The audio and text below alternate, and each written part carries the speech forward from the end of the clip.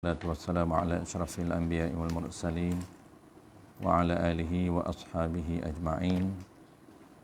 Allahumma 'allimna ma jahilna wanfa'na bima 'allamtana waj'alna minal mukhlisin. Wa sallallahu ala sayyidina Muhammad wa ala alihi wa baraka wasallam. Alhamdulillahi rabbil alamin, amma ba'd.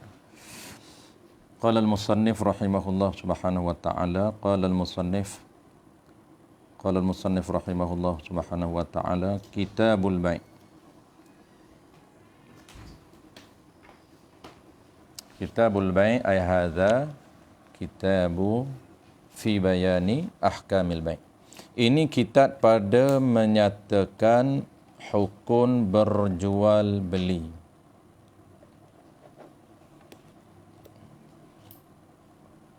Ini kitab pada menyatakan hukum berjual beli. Jadi hukum berjual beli ini asalnya harus, tetapi di sini ni dia bukan nak harus sahaja, tapi dia nak umum. Apabila umum, tak terlepas daripada 5 hukum. Ada kalanya hukum akad jual beli itu wajib, ada kalanya akad jual beli itu sunat, ada kala akad jual beli itu menjadi haram, ada kalanya akad jual beli itu makruh. Harus tu kuasa. Wajib ni bila? Dalam kitab ni dia tak sebutlah, kerana kita nak ringkas. Kalau kita tak besar dia akan sebut.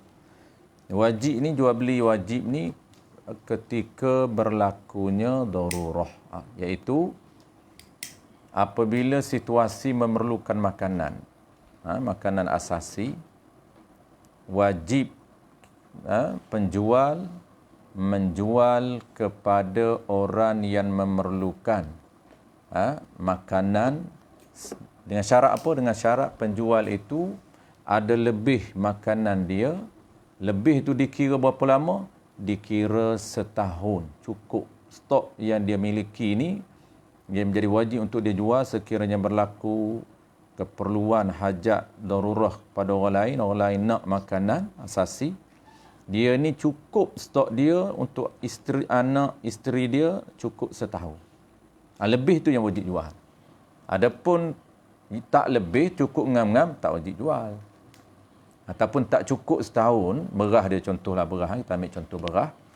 Berah yang dia milik ni, sedangkan orang lain perlu kepada berah juga. Situasi terdesak perlu kepada berah. Kita berlaku krisis makanan, contoh dia, ada orang jiran dia perlukan berah. Adakah dia wajib jual? Tengok.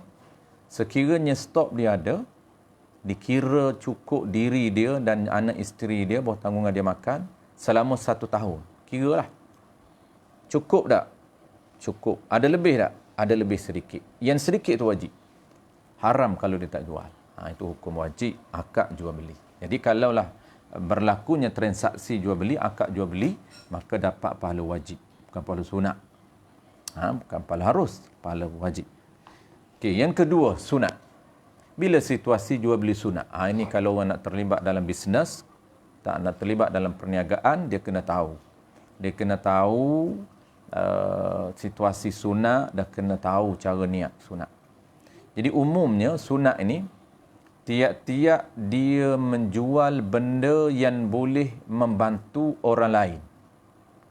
Tak kisahlah bantu apa pun, bantu keperluan orang lain. Sunat hukum dia. Pegang ada niat lah. Dia menjual, contoh dia terlibat dalam jual beli pakaian. Dia bantu memudahkan orang lain untuk mendapatkan keperluan pakaian. Papak pahala sunat. Tapi biasanya kita hari ni jarang niat lah, sebab tak tahu. Jarang niat, tak dapat pahala, harus je lah. Kembali pada asal lah, harus. Jadi niat dijual apa?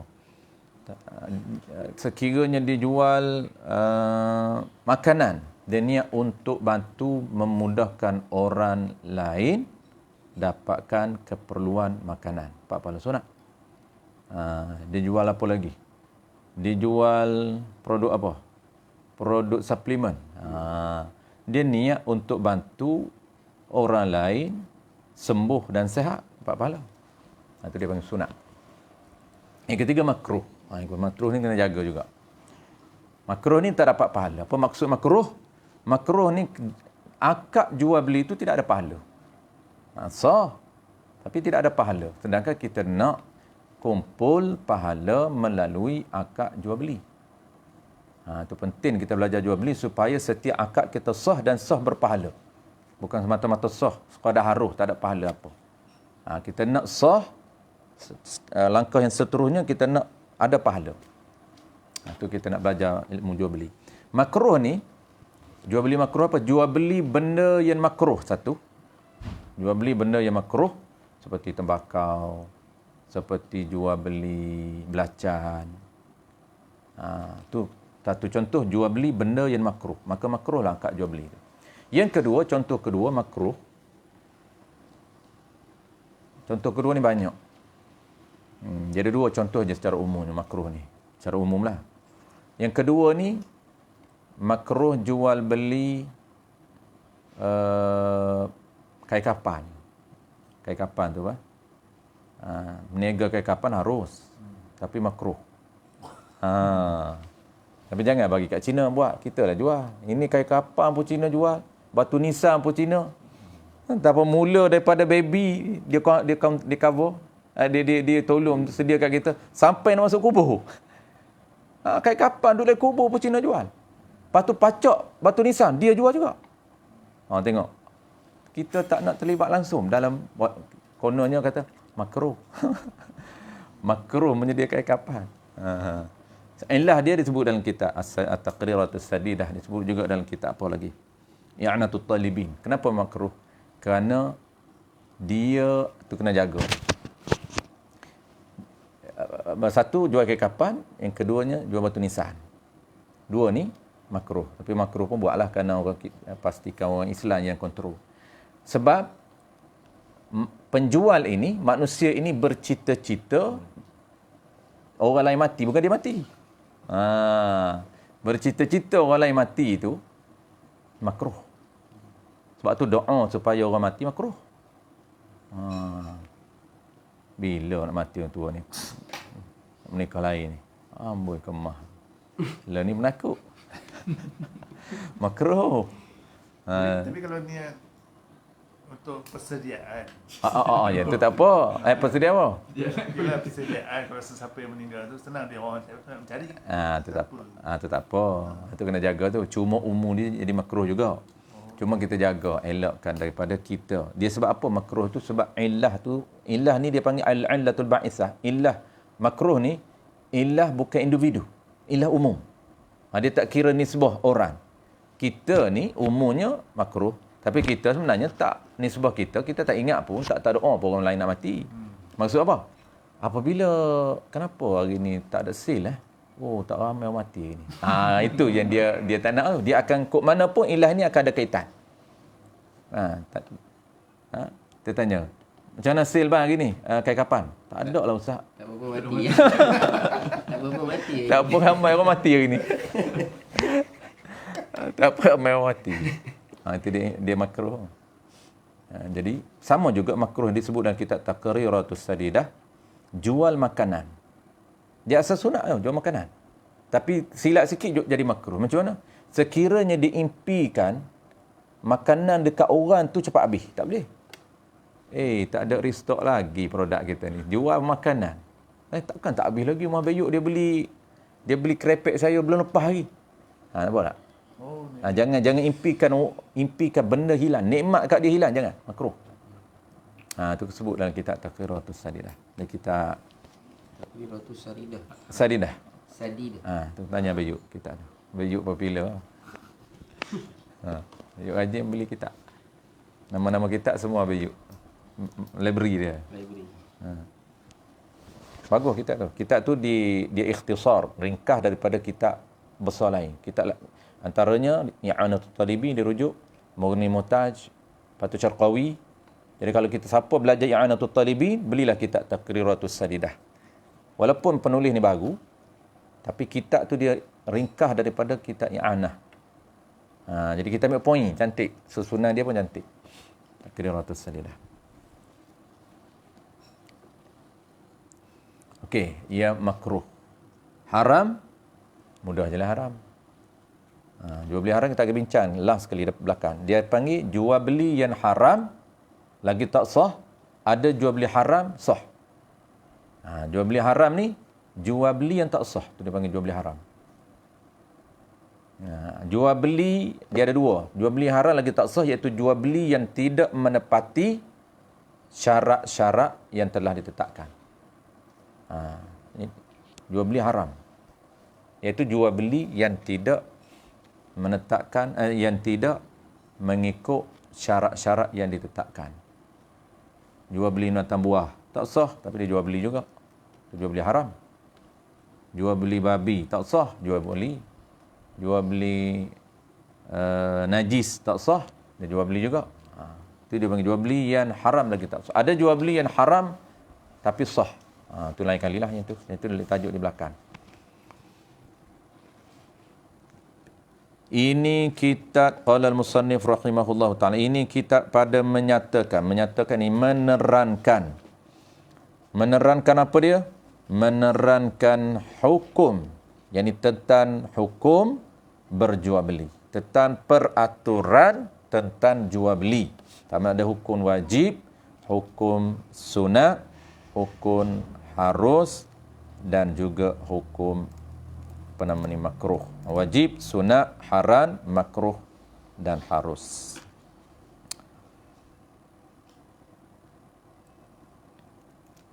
Hukum tu apa? Hukum berjual beli.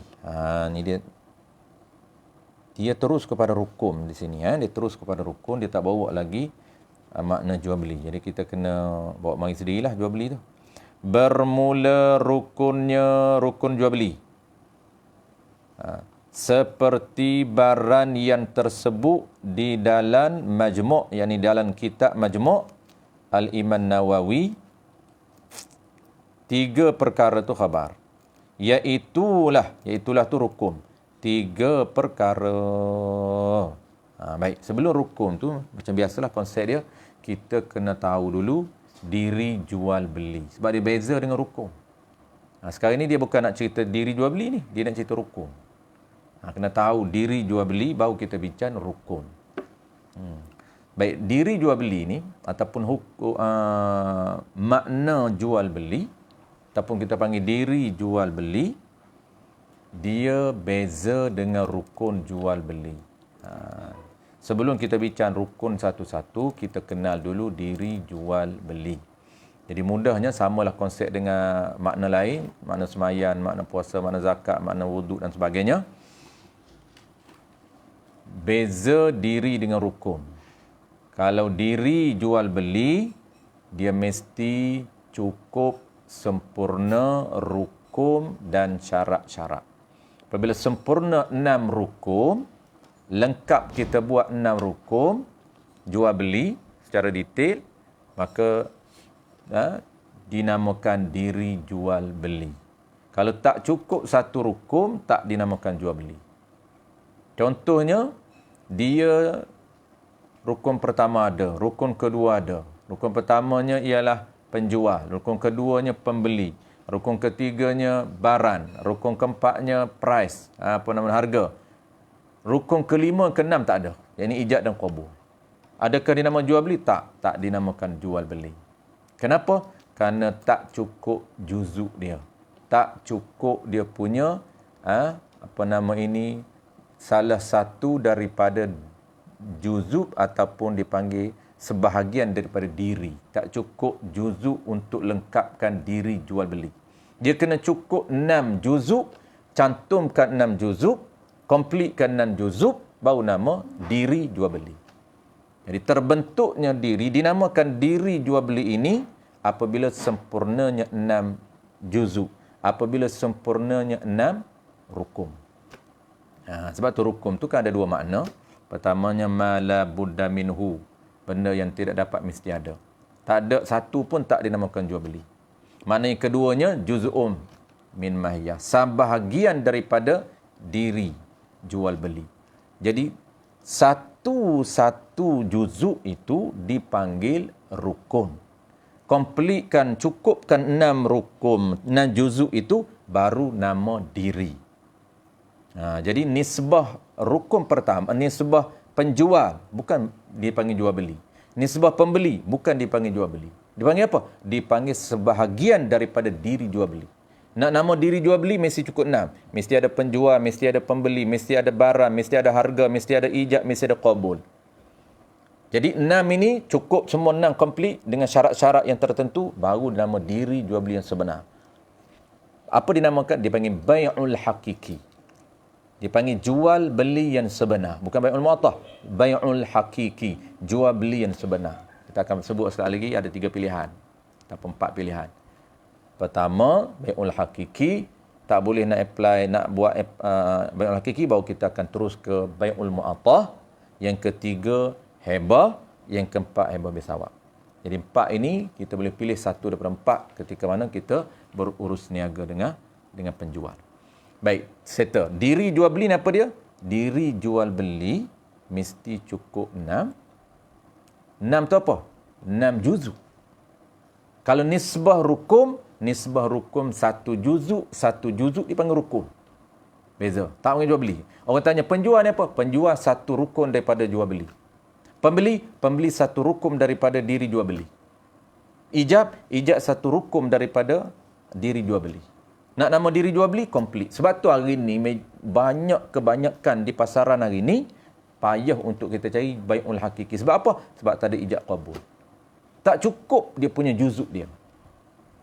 Jadi kesimpulan dia, komplitkan 6 juzuk dinamakan diri, satu juzuk dinamakan rukun. Jadi rukun tu 1 juzuk. Tangan 1 rukun daripada orang. Ataupun 1 juzuk daripada orang. Kepala 1 juzuk daripada orang. Kaki 1 juzuk daripada orang. Tubuh 1 juzuk daripada orang. Nak komplitkan semua, nak namakan orang yang sempurna, mesti komplitkan dia punya juzuk-juzuk dia. Jadi kesimpulan yang pertama, diri komplitkan semua juzuk. Yang kedua, rukun itu nisbah satu-satu. Penjual rukun pertama. Pembeli rukun kedua. Orang tak panggil penjual, penjual ni jual beli ada. Tak nama jual beli lagi. Okay, settle. Tu beza di antara diri dengan rukun. Sebab tu bermula rukunnya. Sebab tu nya tu dia kembali pada jual beli. Jadi dia nak cerita apa? Nak cerita rukun dengan jual beli benda beza. Bermula rukunnya rukun jual beli. Jadi rukun dengan jual beli beza. Bukan benda sama. Beza. Tangan dengan orang nisbah berbeza. Ni tangan, lepas tu mana orangnya? Ni kata apa? Tunjuk orang lelaki. Inilah. Ni kena pada tangan. Tunjuk muka, ni muka. Ni muka lelaki. Ni tangan lelaki. Tunjuk pula kaki. Ni kaki lelaki.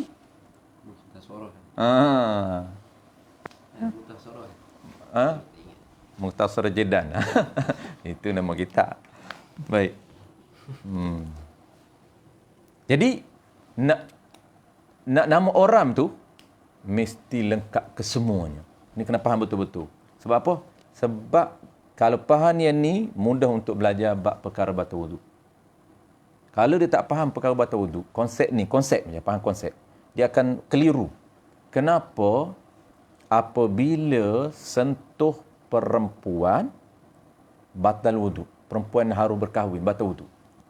Tapi sentuh tangan perempuan, dia dah bercerai daripada badan dia, tak batal wuduk. Itu kena faham ayat. Kita, orang aksiden, terpotong tangan, terpotong telinga. Telinga siapa? Telinga perempuan yang harus berkahwin. Batal wuduk dengan kita? Batal. Tetapi kalaulah telinga dia dah tercabuk, kita ada wuduk, nak ambil masuk dalam plastik, tak pakai ni, batal wuduk? Tak batal wuduk. Kenapa tak batal wuduk? Ini telinga perempuan. Tengok ayat dia. Yang kata batal wuduk ialah bersentuh kulit lelaki dengan kulit perempuan. Yes. Apa makna perempuan? Itu bukan perempuan. Itu telinga perempuan. Telinga perempuan, beza. Dia kata sentuh lelaki dengan kulit perempuan. Ini kulit perempuan lah. Ni telinga ni. Ya, betul, telinga ni kulit bukan gigi. Tetapi tidak lagi bukan nama perempuan. Kenapa? Itu juzuk perempuan. Apabila bercerai, nama juzuk. Dah kalau sentuh di badan dia, memang itu perempuan lah. Ni sebahagian perempuan. Dia kan tak bercerai. Dia tak bercerai ni, sentuh kat sini. Dan balik rumah amal ilmu ni pula. Sentuh isteri tak patah, tak dibawa belajar. Oh. Nak potong telinga isteri. Jam tu. Nak bagi dia faham betul, Pak. Dia tak faham, nak bagi faham, potong dulu isteri binimu tu. Tu tak patah sungguh potong. Potong apa, Ustaz? Potong kepala, jangan mati. Jadi itulah dia punya kenapa perbezaan kalau sentuh anggota isteri, anggota perempuan yang dah bercerai, tak batal wuduk. Kenapa? Kerana tidak lagi dinamakan perempuan. Begitu juga kita. Orang sedang mencari apa beza rukun dengan diri. Rukun sembahyang dengan sembahyang tak boleh beza lagi. Hak tula, mana boleh hak tula? Rukun sembahyang dengan sembahyang, dia kata sama, mana boleh sama? Mengaji pondok 10 tahun lah. Kenapa tu? Kerana tak kena gaya. Tu cik kata, tahu tak panggil mengaji tu, dia kata. Kalau 10 tahun di antara rukun dengan solat tak boleh lagi, dia kata. Bukan mengaji tu, duk buat bubur di pondok kata. Ataupun dia kata, dah ustaz saya mengaji semua, siang malam mengaji. Cari guru lain lah, tu cik kata. Pergi tukar pula pondok lain, cari guru lain. Tu trend orang mengaji dulu. Waktu tu guru haji cik, banyak pondok dia ni. Lepas pondok Pulau Pisang, di pondok Abdullah Fahim. Pondok Abdullah Fahim halau dia pergi Tok Kenadi. Sebab dia satu geng. Abdullah Fahim ni kan satu geng Tok Kenadi. Tu bukan kes dia nak pergi, tu Tok Guru dia suruh pergi. Sampai Tok Kenadi duduk 5 tahun je, pergi pula Tok Bermi. Akhirnya dia kekal di Tok Bermi. Sebab apa? Sebab tu tunjan fiqh dia kan. Kena buah Tok Bermi memang duduk senyap. Tak pindah-pindah dah pondok. Dia lama dengan Tok Bermi. Itulah cara dia kata kalau lama mengaji tapi tak tahu, orang Kedah panggil tak ketahuan. Tak ketahuan punca rukun dengan solat. Tak ketahuan punca perempuan dengan juzuk. Pindah. Cari guru lain pula. Itu cara dia. Bukan salah di guru. Mungkin kita tak kena cita rasa kita. Kan? Jangan kata guru tu tak mengaji. Mana boleh guru tak mengaji? Dia buka pondok. Tak buka pondok jangan. Bahaya. Boleh jadi tak mengaji, tak buka pondok ni. Tapi kalau buka pondok tu, memang syarat kena mengaji. Habis. Bermula rukumnya. Settle. Ada satu lagi. Ni kita nak tulis ni. Boleh ni. Slow-slow apa deh? Boleh. Lama mengaji bab makna je malam-malam ni. Abang kata jauh saya datang Ustaz, tak kena makna je. Kita buat makna bagi baru rukum. Okey, makna jual beli tadi baru kita sembang rukum. Makna jual beli. Saya tulis nampak tak kalau tulis? Tak apa yang tu tak payah, yang tu tak payah tunjuk kat dia orang. Bagi.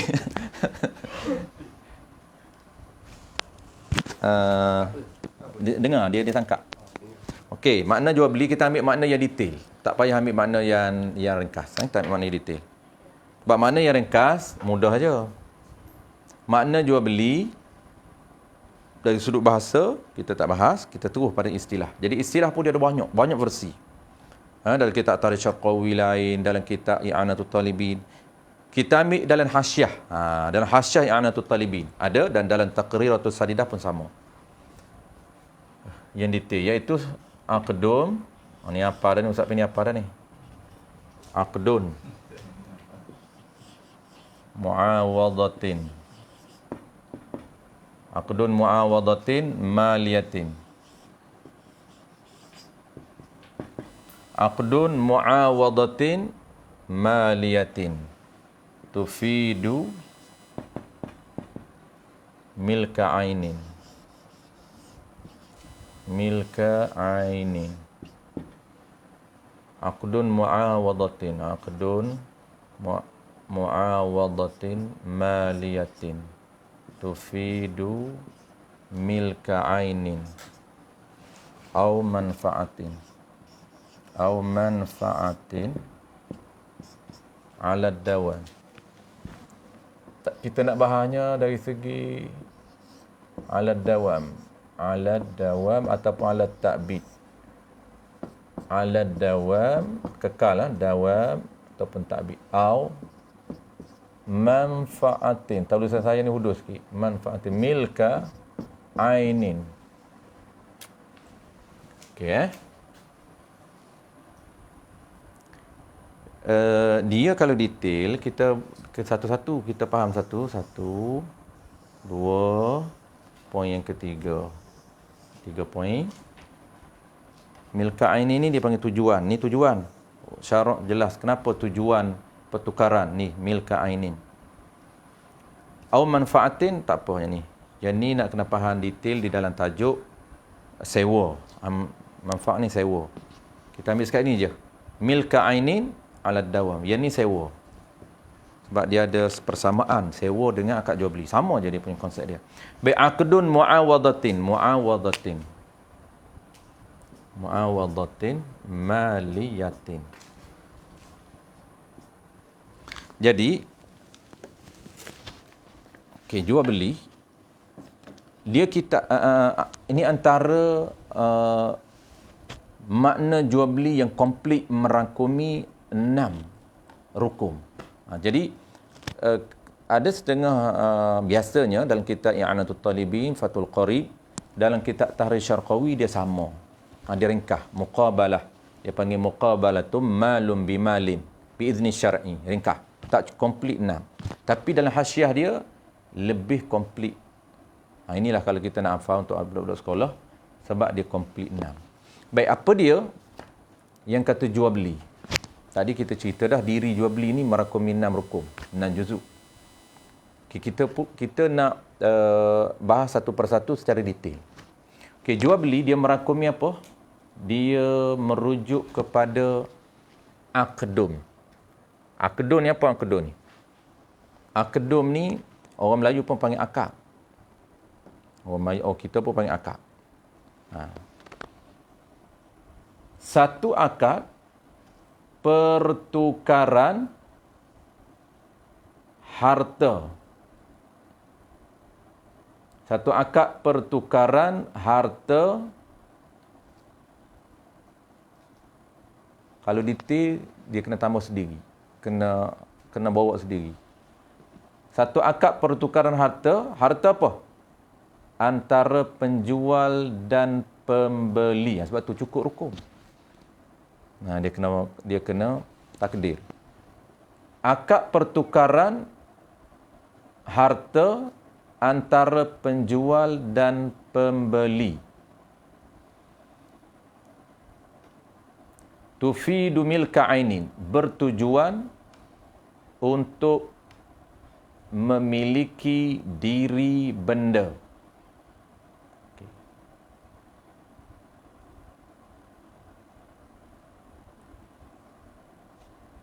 Akad pertukaran harta antara penjual dan pembeli bertujuan, tufidu milka ain itu bertujuan memiliki ain, diri benda. Yang diri harta lah, ain itu diri harta.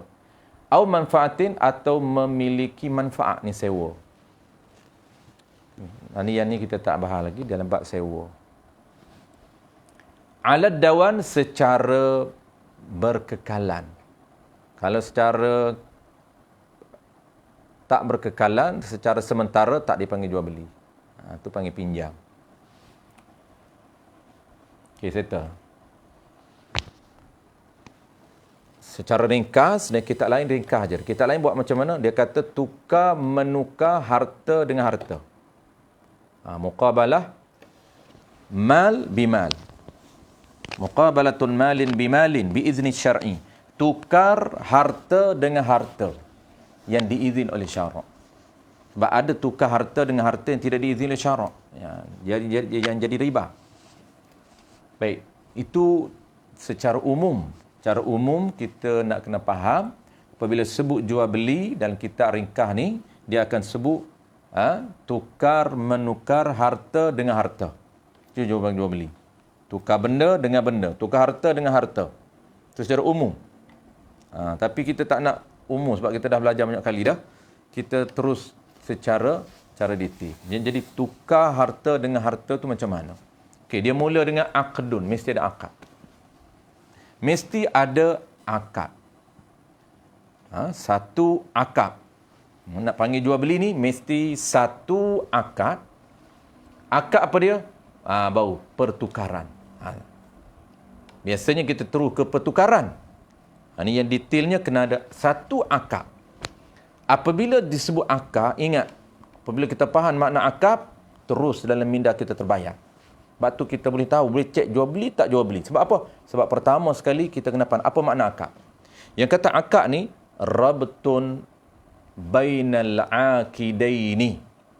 Ikatan antara dua orang yang akad, yang melakukan transaksi, yang melakukan kontrak. Bahasa moden ini dipanggil kontrak. Jadi akdum ni dia panggil apa? Rabtun bainal aqidaini.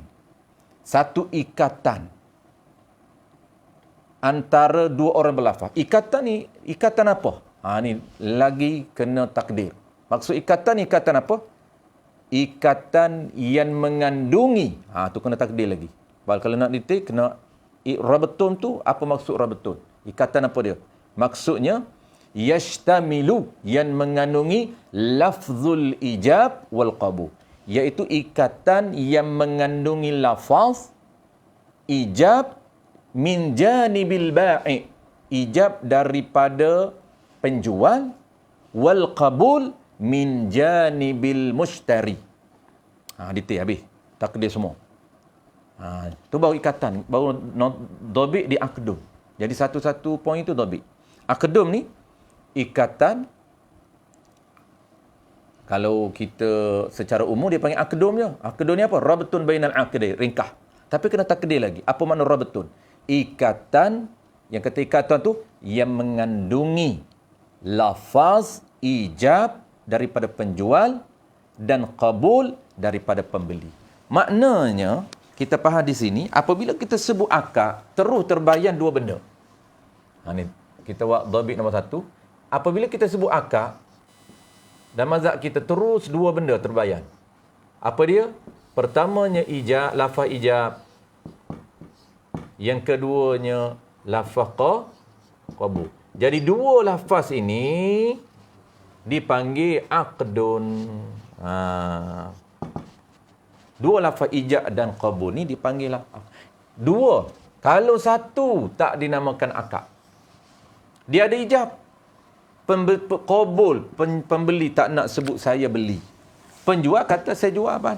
Pembeli senyap tak cakap apa. Adakah dipanggil akad? Tak dinamakan akad. Hanya berlaku muawadah, pertukaran, maka tak dinamakan bai'ul hakiki. Kenapa? Kerana jual beli yang tidak ada akad. Walaupun muawadah. Muawadah tu transaksi, tukar menukar. Kita belum transaksi lagi. Ini baru kita nak cerita akad. Baik, inilah ringkasan daripada makna akad. Kita ringkaskan jadi apa? Sebut akad, nampak dua. Lafaz ijab dan lafaz qabul. Ijab daripada penjual, qabul daripada pembeli. Okey. Lafaz, apabila kita sebut akad, maka terbayang dua benda, iaitu perkataan. Boleh juga kita guna macam ni. Kita guna ringkas. Apa makna akad? Perkataan yang mengandungi lafaz ijab dan perkataan yang dipanggil qabul. Itu dipanggil akad. Kalau ada satu lafaz saja, lafaz tu nama apa? Nama ijab. Tak dinamakan akad. Kenapa? Akad mesti dua. Sebab apa nak nama dua? Baru nama rabtun, ikatan. Dia ikat ni kena ada dua. Kalaulah satu, tak panggil ikat. Kan menikah ni panggil ikat. Kan ada menikah satu. Tak menikah lah single. Dia single lagi ni. Pak Lee ni. Dia tengah naik saham lagi. Sebab apa? Dia tak ikat lagi lah.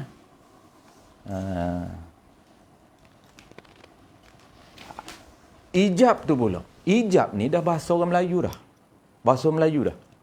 Sampai kita pun tak boleh terjemah. Kalau kata apa dia ijab? Ijab lah. Dia tak boleh terjemah. Punya hak alim orang kita. Apa tak boleh terjemah? Alim apa tu Ustaz Fendi? Tak boleh terjemah. Ijab. Kalau dia tahu pun, dia kata, itulah Ustaz ijab, aku nikah akan dikau. Dia tengok dia. Kalau aku jual akan dikau, itu seorang jual beli.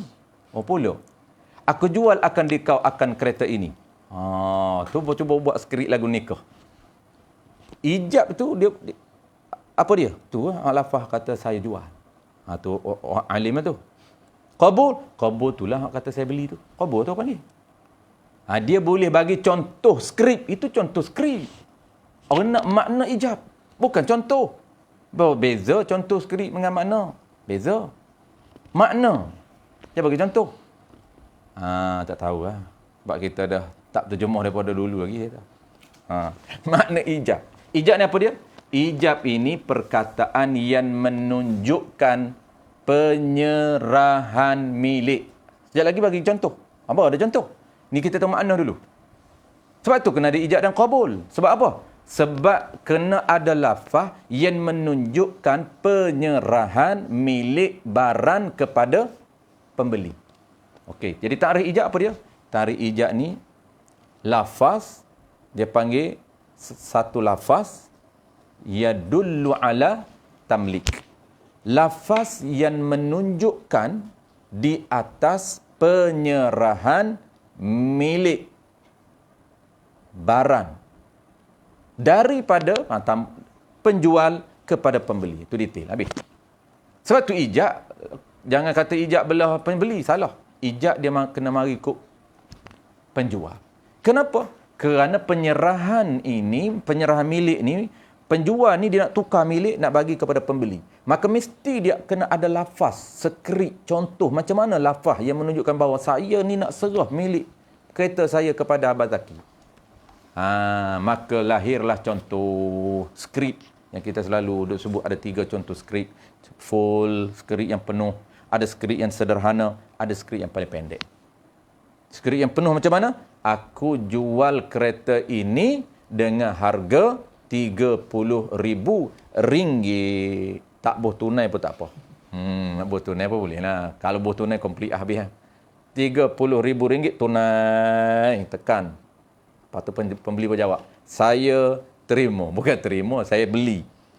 Jadi buat lagu nikah. Tapi memang konsep dia sebenarnya lagu nikah je. Itu ijab. Settle. Ijab ni, makna ijab settle, iaitu lafaz yang menunjukkan penyerahan milik. Contoh dia, ada skrip dia. Aku jual barang ini dengan harga yang tersebut. Baik, apa makna qabul? Qabul ni pada lughah terima. Qabul ni pada lughah terima. Apa makna terima? Iaitu lafaz yang menunjukkan penerimaan milik. Tadi tamalluk. Tadi tamlik, ni tamalluk. Dia panggil tamlik atau tamalluk. Sebab apa? Sebab akad jual beli ni kita dah belajar dulu dalam tajuk. Dalam kitab yang sama, kita pernah sebut prinsip jual beli. Dia ada akad pemilikan, dia ada akad nakluliyat, dia ada akad izalah. Ada akad, itu prinsip umum. Jual beli ni ada prinsip dia. Prinsip akad pemilikan. Lebih kurang berapa ke 10, hampir 10 prinsip berada di atas prinsip pemilikan. Akad jual beli milik, pindah milik. Akad hebah pindah milik. Hadiah pindah milik. Sedekah pindah milik. Sewa tak pindah milik. Sewa dia panggil pindah milik manfaat. Dia bukan pindah milik diri benda. Tidak. Pinjam hanya bukan pindah milik, tetapi dia panggil milik manfaat. Itu dia beza. Pinjam milik manfaat. Sewa milik diri dan juga milik manfaat. Tapi tak berkekalan. Itu je beza dengan jual beli. Baik, settle. Satu. Jadi akad itu merujuk kepada lafaz ijab dan lafaz qabul. Ijab tu apa? Qabul tu apa? Maknanya, pertama sekali, apabila akad dia merujuk kepada rukun yang kelima dan keenam. Yang kedua, muawadatin, satu akad pertukaran. Satu akad pertukaran. Dia panggil tukar menukar. Jadi tukar menukar itulah dipanggil jual beli. Dalam bahasa Melayu kita panggil tukar menukar. Dalam bahasa syarak dia panggil bai'. Dalam bahasa Arab dia panggil muqabalah, muawadah. Tu bahasa Arabnya muqabalah. Bahasa Arabnya dia panggil muqabalah. Muawadah. Bahasa syaraknya dia panggil jual baik atau jual beli. Jadi jual beli ni umumnya pertukaran. Akad pertukaran. Pertukaran apa ni? Pertukaran milik. Kembali baliklah milik. Sebab tu belakang tu dia buah milik. Pertukaran. Apa yang dia nak tukar? Mesti ada benda. Iaitu maliyatin. Harta. Satu akad pertukaran harta.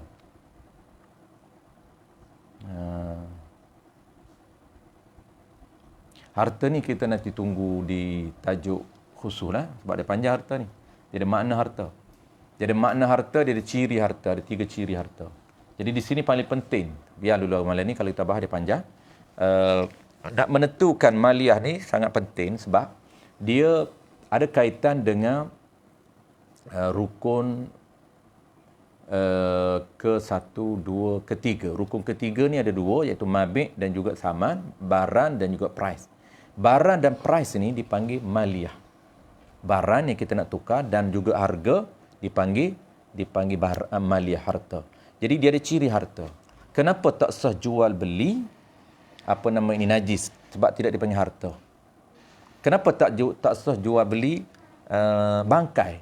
Najis kan? Bangkai, bululan, binatang yang tak ada sembelih, gading gajah, belalai gajah, tanduk rusa yang mati tidak ada sembelih. Kenapa tak sah?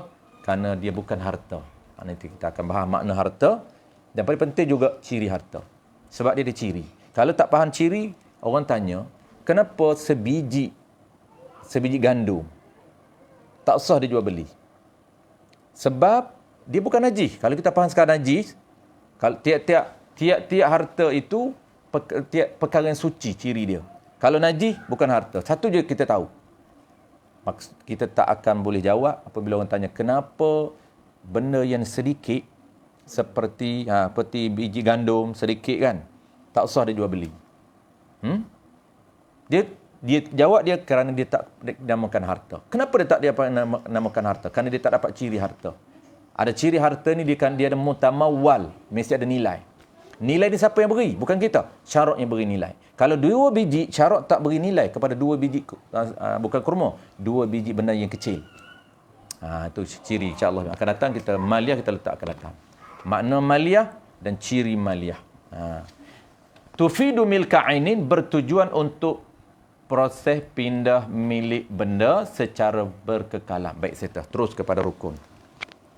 Jadi, kita dah faham yang kata makna jual beli yang sebenar dia mesti merakumi semua rukun.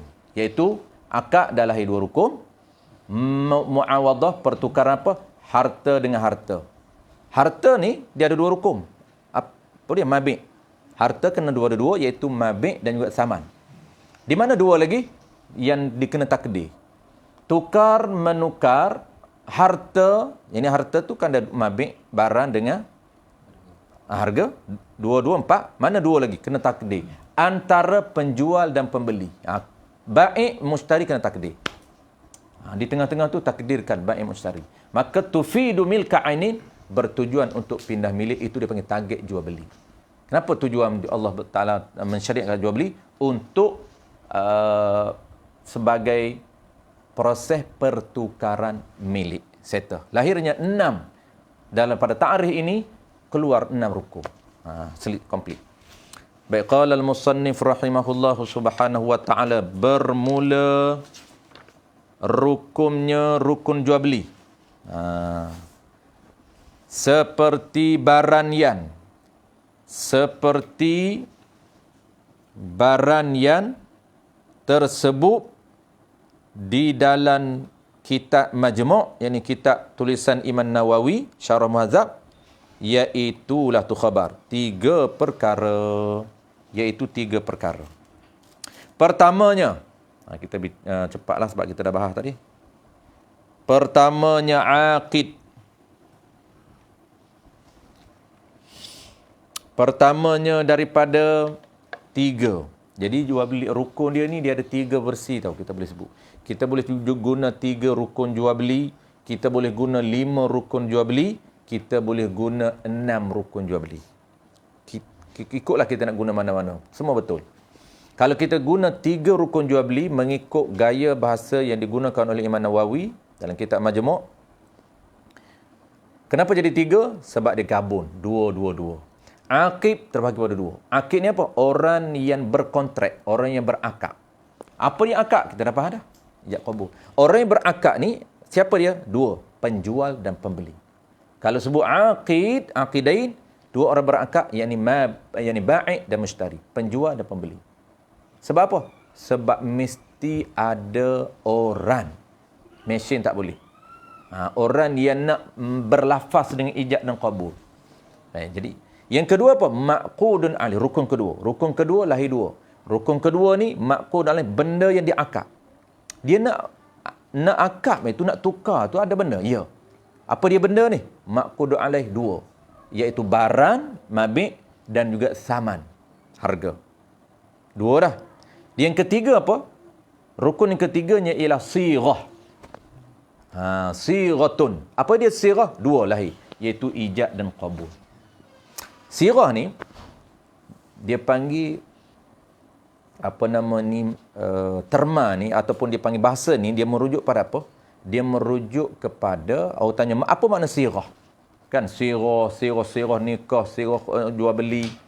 Sirah ni, dia merujuk kepada lafaz yang mengandung ijab dan qabul. Sama dengan akad. Apabila kita sebut sirah, terus terbayang. Ijab qabul, tu sirah. Sirah ni kalau kita bahasa moden hari ni, dia panggil macam, apa nak terjemah moden? Siar ni, dia asal bentuk siar ni, dia asal pattern. Siar ni macam ukiran. Tu kalau bahasa sebenar dia. Ukiran. Pattern. Simbol. Jadi apabila kita sebut sirah jual beli, kena kepada apa? Kena pada ijab dan qabul. Simbol kepada ijab dan qabul. Tu simbol. Jadi kita di kadang-kadang duduk pondok lama ni, nak duduk pondok petani. Orang KL pergi petani, kena masuk pera tu, bahasa tu. Bahasa petani dengan Kelantan, kena bergaul. Kan? Kena tok-tok guru sebut bahasa pekat, 6 bulan baru duduk tengah nak faham bahasa baru. Level seterusnya, nak memahami bahasa kitab. Bukan bahasa Kelantan, bahasa kitab. Sebab Tok Guru terjemah. Siyar ini apa dia? Ukiran. Dia ambil sebiji dalam kitab. Ukiran. Apa benda ukir ni? Yang kita tahu Melaka-laka ni ukir. Jadi kita kena kaitkan bahasa itu dengan zaman kita. Itu penting. Jadi kemahiran belajar, dia berada pada apa? Kepada salah satu teknik untuk cepat kita faham, kepada penggunaan bahasa. Sebenarnya yang lama kita mengambil masa lama tu untuk memahami 2 bahasa. Pertamanya bahasa pertuturan dia, tuturan tuan guru kita, dan yang kedua ialah bahasa syariat. Sebab bahasa syariat kena terjemah kepada bahasa pertuturan kita. Jadi Tok Guru dia menggunakan bahasa syariat dia terjemah syariat menggunakan bahasa pertuturan dia. Kalau dia matching channel kita, okey. Ni dia tak terjemah dia kira bahasa lama tu lah. Menyebabkan kita kena cuba memikirkan lama-lama apa sebenarnya. Macam belajar takluk lah. Kan? Sebenarnya takluk bukan payah pun. Kan? Cuba ubah bahasa kepada bahasa kita je. Walaupun tak tepat lah. Bukan tepat, tapi untuk orang panggil ala sabili, orang panggil apa? Takribul fahmi. Untuk memudahkan, mendekatkan kepahaman kita. Kan? Terjemahlah takluk kepada function, kepada bidang tugas, kan? Pada portfolio. Itu cara terjemah. Jadi pengalaman kita mengaji lama-lama di pondok ni, dengan Tok Guru ni, itulah dia. Sebab tu penting mengaji lama, supaya kita boleh collect pengalaman, dan pengalaman tu kita boleh sharing. Sebab jalan yang kita dah lalui itu, kita tak nak orang lain tu lalu jalan sama. Kalau kita nak faham, makan masa 3-4 tahun baru faham takluk. Ngaji 2 khatam dah, dua kali khatam kitab, tapi tak faham takluk. Faham takluk. Duk main apa beza di antara orang panggil samarah dengan sifat pun tak faham kan. Walah apa bukan payah pun. Jadi itu kena pengalaman. Sebab tu penting. Kenapa tulus zaman? Kenapa Imam Syafi'i minta supaya mengaji lama? Sebab rahsia pada lama tu. Jangan kita kata kalau tu ustaz mengaji sat sudah lah. Jangan kan, mengaji dah lama walaupun kita mengaji sekejap pun faham. Mengaji sekejap faham, dia ada rahsia pada lama. Sebab kematangan kita pada ilmu, kan? Apabila ilmu ni matang, dia waktu kita mengaji sekali, kita dah baca dah, tapi kita nak khatam lagi. Kenapa? Walaupun kita baca kali kedua, tapi dia ada rahsia tempat-tempat yang kita akan tahu. Oh, lagu ni dulu akak aku dah faham dah akak ni. Baca kali kedua, oh nampak lagu lain pula akak. Kenapa tak? Kali ketiga baca lagi, makna akak lagi faham kot lain pula. Dia luah lagi luah makna. Baik. Boleh tiga cara tadi. Pertamanya akidun ada dua, bai' dan mustari. Akidun dua, penjual dan pembeli. Yang kedua ma'qudun alaih, dua, mabi' dan juga saman. Yang ketiganya sirah ijab qabul. Cukup 6. Kalau kita nak kira 5, macam mana jadi 5? Rukun jual beli 5, macam mana jadi 5? Pertamanya penjual, yang keduanya pembeli, yang ketiganya barang, yang keempatnya harga, yang kelimanya sirah. Tu sirah. Sirah tak pecah ijab qabul. Tapi kalau nak 6, tak boleh sebut sirah. Yang kelima kena ijab. Yang keenam qabul. Tu cara bilan. Jangan duduk berkelahi lah. Kawan kita kata rukun jual beli berapa? 5. Tak, 6. Berkerah dia. Seorang lagi 3. Menipu semua. Ni 3 rukun jual beli. Sampai 6 ni. Allah, mengaji kat mana dia kata? Seorang untuk guru pecah 3. Tu kan. Apa tu? Tak ada guru. Lagi pecah banyak. Pak tu syaitan. Apabila tak ada guru, syaitan bagi idea ni. Mu goreng. Kali ni mu goreng ni. Kali ni mu goreng ni pula. Tu banyak pecah kalau syaitan tak ada. Kalau tu guru tak ada. Sebab idea datang pada syaitan. Jadi 3, 5, 6 tu betul semua? Betul semua. Formula bang 3, 5, 6. Striker 3.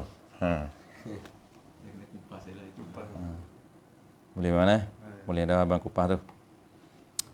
Pertamanya akid iaitu bai' dan mustari. Settle. Yang keduanya ma'qudun alaih. Apa dia ma'qudun alaih? Benda yang diakad, iaitu saman dan musamman. Musamman ni apa? Benda yang diperharga atau dipanggil mabi'. Saman tu harga, musamman tu mabi'. Dan ketiganya siratun, sirah. Apa dia sirah? Ijab dan qabul. Maka sah jual beli dengan ijab dan qabul jika atas jalan bergurau-gurau sekalipun. Okey, nak masuk tajuk pertama. Ni apa tajuk lain ni?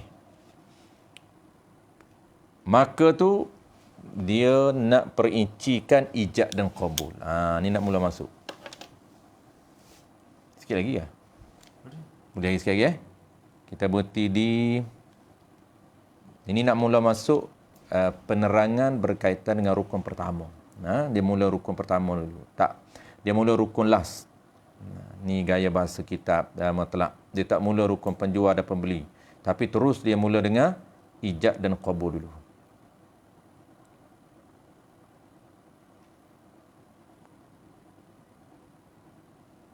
Tengok kita nak tengok dulu kat mana nak berhenti.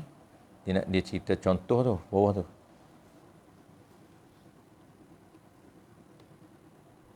Okey, kita baca contoh dulu. Maka sah jual beli. Baik, penerangan berkaitan dengan lafaz ijab dan qabul, rukun yang ke-6 dan ke-5 dan ke-6.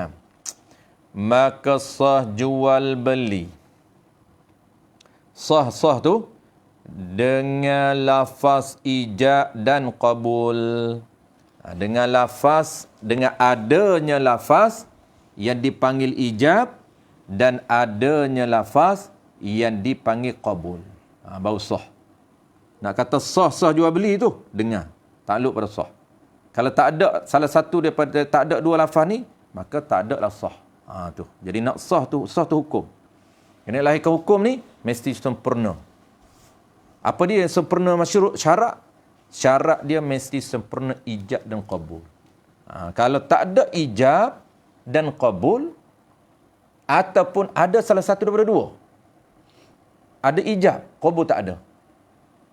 juga tak sah. Sebab tu banyak ulama atas, kita dah bahas sebelum daripada ni, ada tiga cara. Orang panggil 3 situasi. Banyak ulama atas. Jadi, ini samalah ni. Tak ada ijab qabul. Yang kata tak sah ni apa? Tak sah ni ada 3 situasi. Pertamanya, tak sah ni sekiranya tidak ada ijab dan qabul. Tak sah. Satu. Yang kedua, tak sah jual beli sekiranya ada ijab, tidak ada qabul. Ijab je ada. Penjual kata, saya jual abang, kita pun ambil senyap, sama-sama. Orang tak cakap pun terima kasih. Orang cakap jual dulu. Dia duk main nak tunggu nak cantik orang cakap jual. Cakap terima kasih. Cakap jual. Kawan ni cakap saya jual baru, tak cakap lagi terima kasih. Dia cakap sama-sama bang, terus pergi. Maknanya ada ijab, tidak ada qabul. Situasi ketiga, ada qabul, tidak ada ijab. Sebaliknya. Jadi 3 situasi ini tak sah. Situasi pertama, tidak ada ijab dan qabul. Senyap. Olo barang. Olo duit. Senyap. Ataupun dia bukan senyap. Dia bercakap, tetapi percakapan dia tidak dinamakan ijab dan qabul di sisi syariat. Mana contoh? Contoh, dia holo, terima kasih. Ambil sama-sama. Adakah itu lafaz menunjukkan ijab qabul? Tidak. Walaupun ada setengah saya biasa dengar, Tok Guru sebut, dia kata, terima kasih dengan sama-sama ni dinamai ijab qabul. Itu syarahan dia lah. Tapi dari segi yang kita belajar, tidak. Sebab terima kasih dan sama-sama ni tak boleh menepati ijab qabul. Dia kata maksud terima kasih tu kerana jual lah. Bagi kita dah. Sebab tu yang kita belajar, guru kita kata tak. Tu dia mungkin dia wallahu alam lah, saya pernah dengar lah. Umayyah kitab Matlaq juga dalam Facebook Live.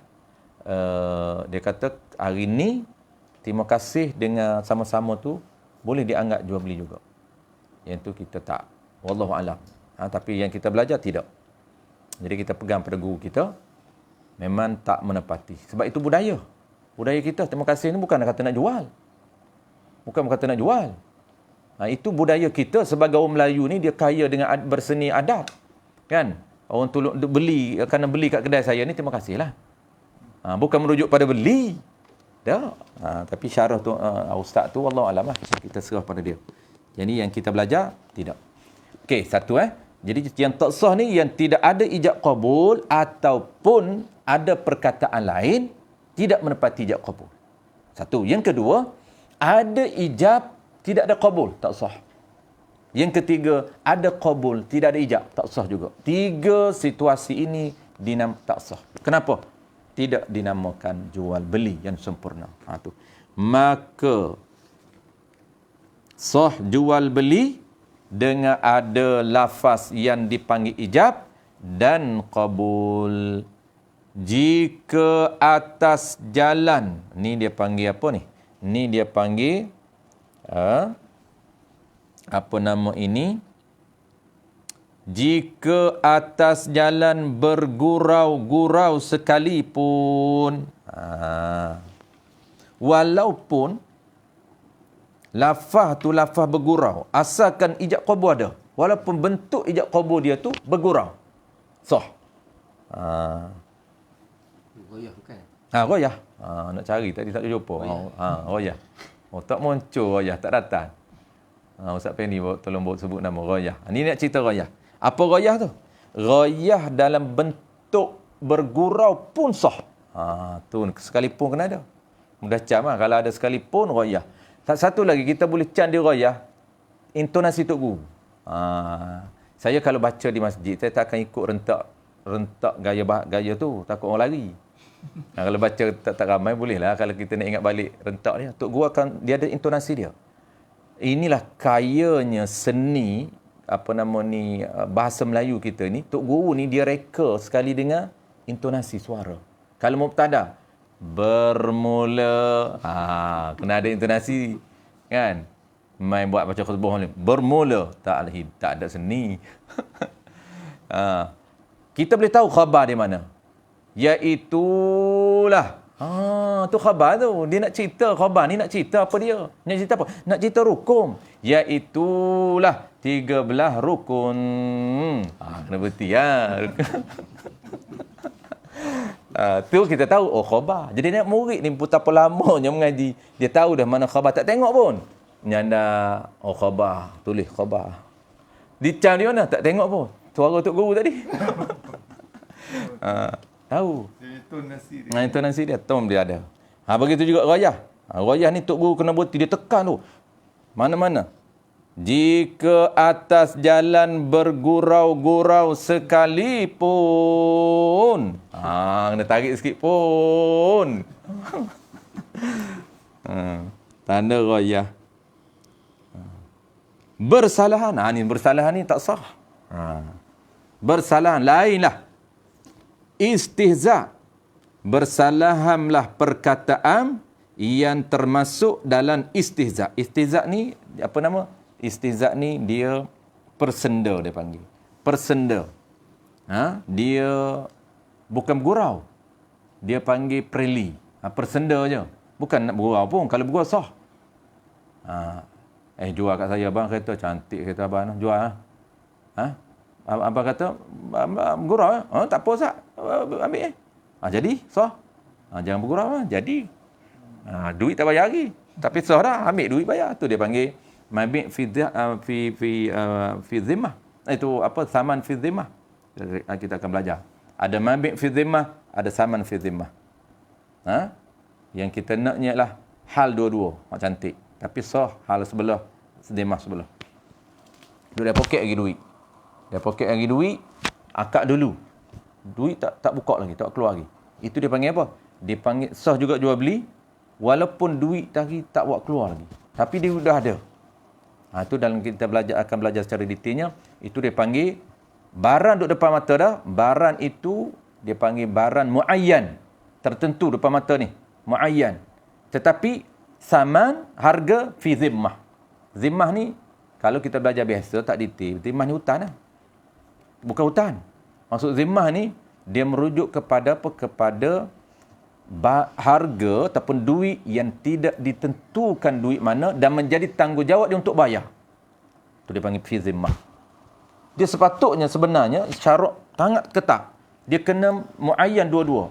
Barang tentu, spesifik barang mana nak jual. Ni kereta ni nak jual. Tu dia panggil barang yang muayyan. Dan duit pula kena keluarkan muayyan. Dia panggil saman muayyan. Apa maksud muayyan? Tertentu, spesifik ni. Duit ni yang ada nombor siri ni. Dia tengok dah, abang tengok dah duit 1,000, 10 keping, 10,000. 1,000, 1000, 10 keping. Dia setuju tak? Setuju. Maka sebelum akad, dia dah tengok. Itu dia panggil duit yang tertentu. Tengok syarat, ketat jaga. Settle. Ada bagi salah ke? Sila. Tak ada asal, tak ada orang kot. Ada? Tak ada. Kamu ini apa? Jiran. Jiran tu, kedua belah ni. Lagi. Kerana apa yang istihzab senda preli ni tak jadi ni? Kerana tiada diqasakkan lafaz bagi maknanya. Kerana tidak diqasak, tidak ditujukan. Tidak dimaksudkan. Qasak tidak maksudkan. Tidak dimaksudkan lafaz persenda tadi tidak dimaksudkan apa? Bagi maknanya bagi jual beli. Bukan dia nak jual beli. Bukan dia sebut tu dia tuju kepada jual beli. Tak. Dia perli je. Tak sah perli. Tak sah persenda. Sebab apa? Sebab dia bukan nak kepada makna jual beli. Adapun dia dia gurau, memang dia sebut jual beli. Tak apa, Ustaz ambil lah. Tapi dia melawak aja, bukan nak jual sungguh. Walaupun dia melawak, tapi dia nak pada jual beli. Itu beza di antara preli dengan makna. Dengan persenda. Maka lafaz ijab. Baik, nak masuk tajuk seterusnya. Settle dah. Ni, maka lafaz ijab ni penerangan berkaitan dengan contoh ijab dan qabul. Dah rasa mengantuk akan datang. Tak? Dah rasa mengantuk kita sambung. Ni contoh. Contoh dia ada 3 versi. Maka lafaz ijab, maka contoh lafaz ijab itu. Ni contoh pertama ni. Contoh yang sempurna. Contoh yang kedua, contoh sederhana. Contoh yang ketiga, contoh paling pendek, 3 versi. Kita dah belajar dah dalam kitab Idamah Penuntut Jilid 1 kan. Jadi mudah faham lah kita baca. Okey. Sebab kalau dia nak cari tempat tu berhenti tu jauh. Nak tambah pula minggu depan. Wallahu a'lam. Boleh Muqaddimah apa panjang juga. Dia kalau senda ni macam ni lah Ustaz. Dia kurang macam kan kereta kau jadi aku punya kan. Boleh. Tak edit ada kan. Jual beli kan. Boleh pemilik. Boleh. Lafaz jual beli lah. Tu kinayah. Kinayah. Keretamu ni jadi milik aku. Kalau dia tak sambut, dia senyap aje. Tak jadi ya. Yang perli ni macam mana? Contoh. Yang perli ni maksud dia ni, dia persenda ni, dia bukan persenda ni, dia tak sebut jual beli pun. Dia tak nak pun pada mana jual beli. Contoh dia cakap macam mana? Contoh dia kata, dia tak sebut pun jual beli. Contoh dia kata, apa nama ni, Kalau bagi kereta aku tak nak. dia kata kereta ni kalau jual kat aku tak ada nak ni. Dia kata. Dia memang dia tak niat pun nak jual beli. Walaupun dia sebut jual beli ataupun dia tak sebut jual beli langsung, lagilah tak jadi. Tu baru sampai. Bismillahirrahmanirrahim. Dah ambil berkat baca doa. Alhamdulillahirabbil alamin wassalatu wassalamu ala asyrafil anbiya'i wal mursalin wa ala alihi wa ashabihi ajma'in. Allahumma faqihna fid din wa 'allimna ta'wil wa ja'alna minal ulama'il 'amilin wa ja'alna minal mukhlisin wa sallallahu ala sayyidina Muhammad wa ala alihi wa baraka wa sallam walhamdulillahirabbil alamin.